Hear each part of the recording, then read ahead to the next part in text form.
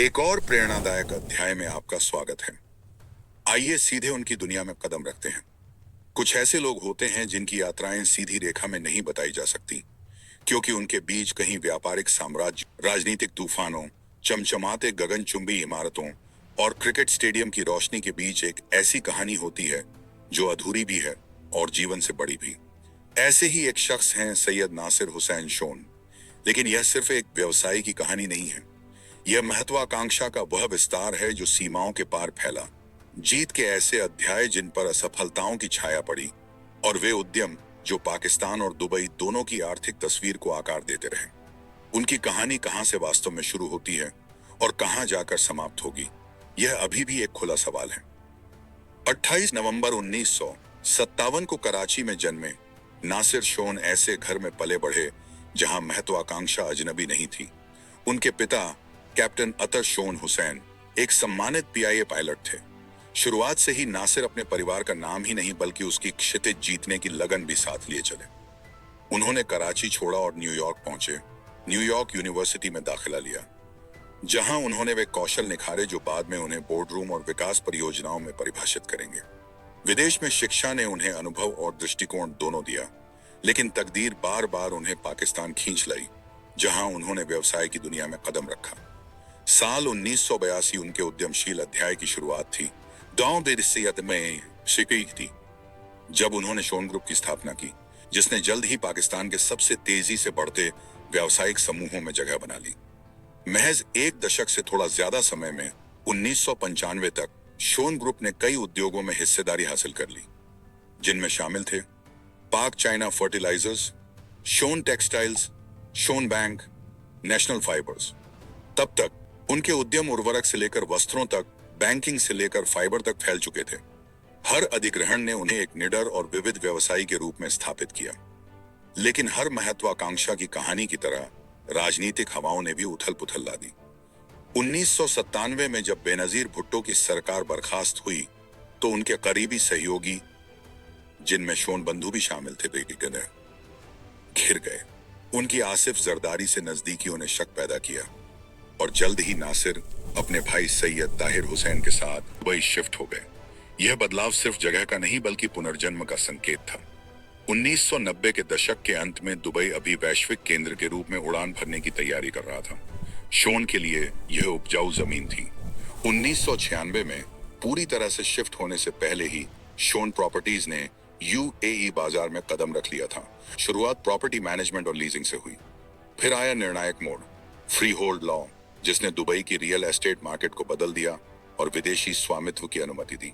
Shown परिवार ने दुर्लभ दूरदर्शिता के साथ इस अवसर को भुनाया और 2007 तक शोन प्रॉपर्टीज ने आधिकारिक रूप से ख्याति पाली। उनकी सबसे भव्य परियोजनाओं में से एक थी दुबई लैगून प्रोजेक्ट, $830 मिलियन की योजना। दुबई इन्वेस्टमेंट पार्क में 40 एकड़ में फैला यह प्रोजेक्ट 49 अपार्टमेंट इमारतों और 4000 आवासीय यूनिट्स के साथ सुविधाओं से सुसज्जित होना था। इसे केवल आवास नहीं बल्कि एक संपूर्ण जीवन शैली के रूप में डिजाइन किया गया था। इस साहसी दृष्टिकोण ने उन्हें CNBC अरेबियन प्रॉपर्टी प्राइज दिलाया, बेस्ट मिक्स्ड यूज डेवलपमेंट के लिए। लेकिन बूम चालित दुबई की कई परियोजनाओं की तरह अड़चने आई, काम रुक गया, चुनौतियां बढ़ी। लेकिन सपने को छोड़ने के बजाय शोन ने इसे आंशिक रूप से पुनर्जीवित किया। नए नाम एविए डिजाइनर रेसिडेंसेस के तहत, जिसका पहला चरण मार्च 2020 में पूरा करने का लक्ष्य रखा गया।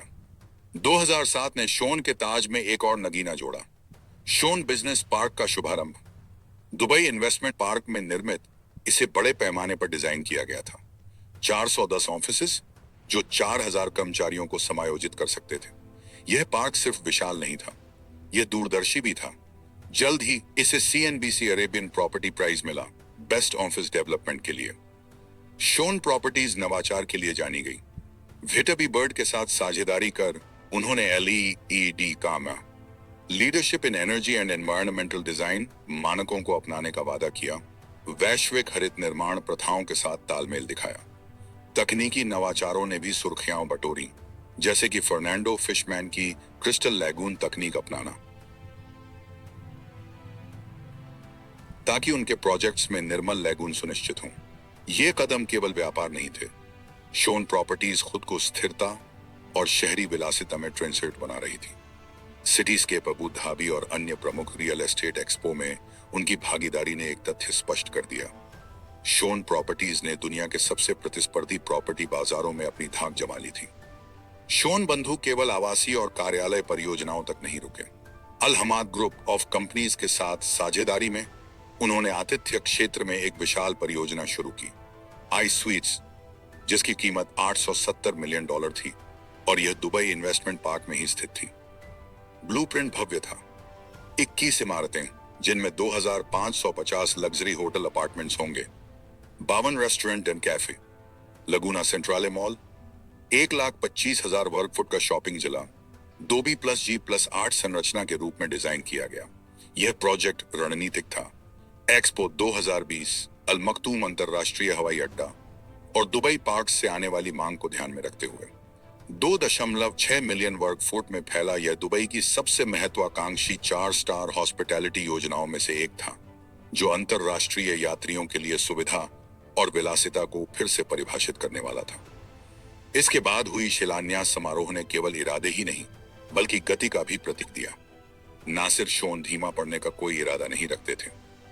अगर खाड़ी में रियल एस्टेट ने उनके साम्राज्य को परिभाषित किया तो क्रिकेट उनके लिए पाकिस्तान से सेतु बन गया। 2017 में शोन ने तहलका मचा दिया जब उन्होंने पाकिस्तान सुपर लीग PSL की छठी फ्रेंचाइजी मुल्तान सुल्तान्स खरीद ली। यह सौदा सभी को चौंका गया। शोन ने रिकॉर्ड तोड़ 5.2 करोड़ रुपए में खरीद ली, $1 मिलियन प्रति वर्ष की बोली लगाई, 8 साल का स्वामित्व अनुबंध सुरक्षित किया। मुल्तान सुल्तान्स तुरंत PSL की सबसे महंगी टीम बन गई, जो केवल शोन की संपत्ति ही नहीं बल्कि नए क्षेत्रों में साहसिक दांव लगाने की उनकी इच्छा को भी दर्शाती थी। प्रशंसकों के लिए इस कदम ने PSL की धारणा बदल दी। अगर शोन जैसे व्यवसायी इसमें निवेश कर सकते हैं तो यह लीग सचमुच एक वैश्विक खेल संपत्ति बन रही थी। सैयद नासिर हुसैन शोन की कहानी को आकर्षक बनाने वाली बात केवल उनके उद्यमों की विविधता नहीं बल्कि संपत्ति, राजनीति और बाजारों के चक्रों से जीवित रहने की उनकी क्षमता है। पाकिस्तान में शोन ग्रुप की स्थापना से लेकर 1997 के राजनीतिक निर्वासन तक, दुबई में प्रॉपर्टी प्रयोगों से लेकर मुल्तान सुल्तान्स की उच्च जोखिम खेलबाजी तक, शोन की यात्रा लगातार खुद को नए रूप में ढालने वाली महत्वाकांक्षा को दर्शाती है। Dubai lagoon, I sweets and shown business park जैसे प्रोजेक्ट्स उनके पैमाने के प्रति झुकाव को दिखाते हैं, जबकि CNBC अरेबियन प्रॉपर्टी प्राइस जैसी उपलब्धियां उत्कृष्टता को रेखांकित करती हैं। LEED के तहत हरित निर्माण मानकों की ओर उनका रुझान स्थिरता में उनकी दूरदर्शिता को दिखाता है, जब यह मुख्य धारा का चर्चा का विषय भी नहीं था। इस बीच उनका परिवार भी इस विरासत से जुड़ा है।